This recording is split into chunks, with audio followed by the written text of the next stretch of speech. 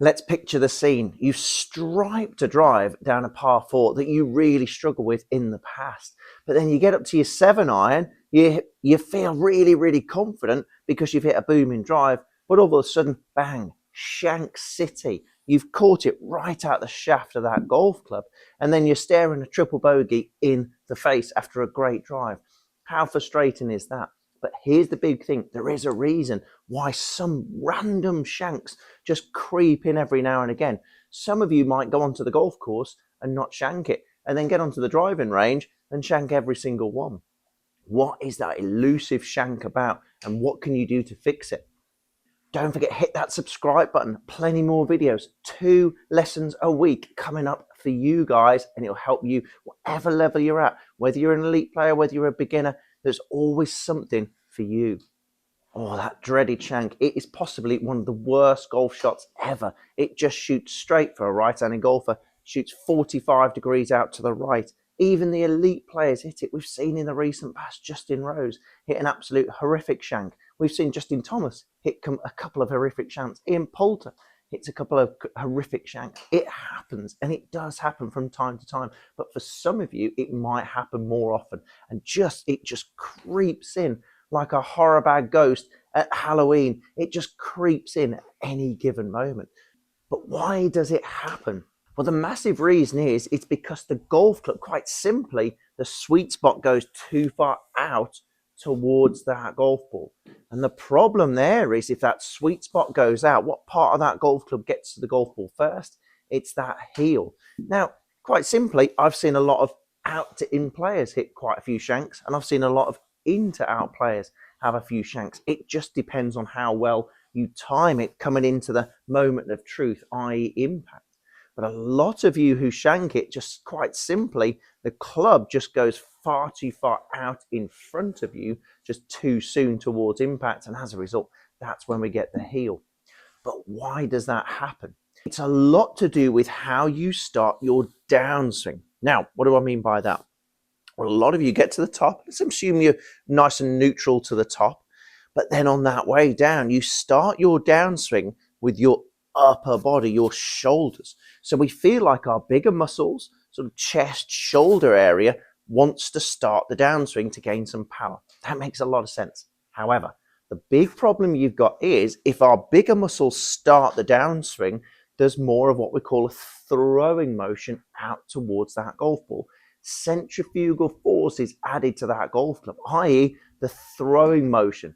Okay, it throws out towards that ball, but even more than it normally would do. Centrifugal force happens anyway.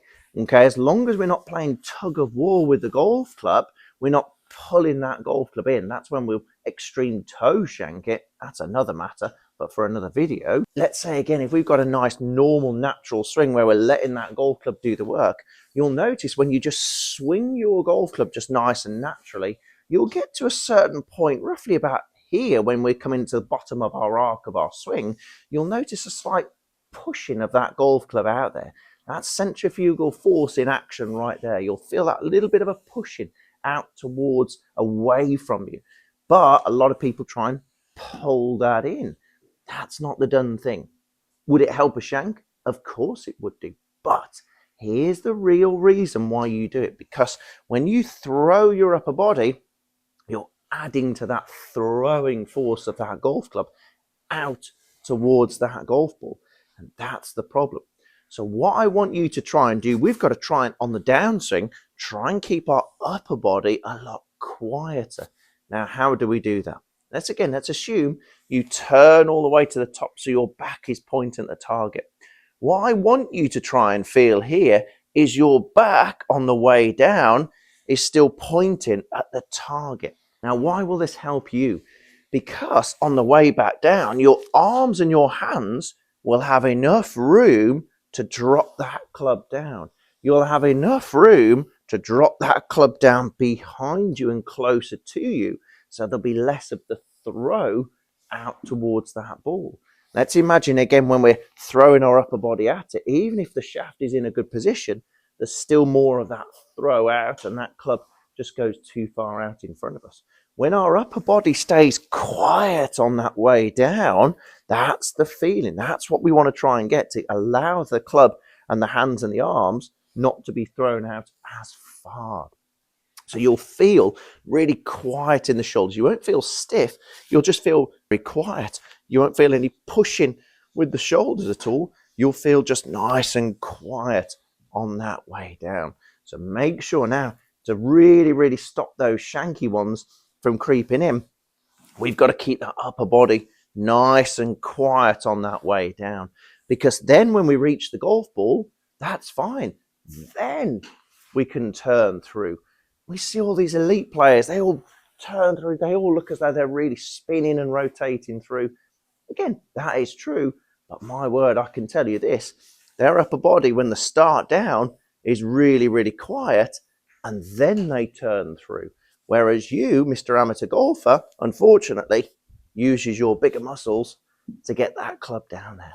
So make sure on the way down to stop the shanky one, that upper body is quiet, and then we can turn through that golf ball to make sure we can get that golf club down to the ground where it should be.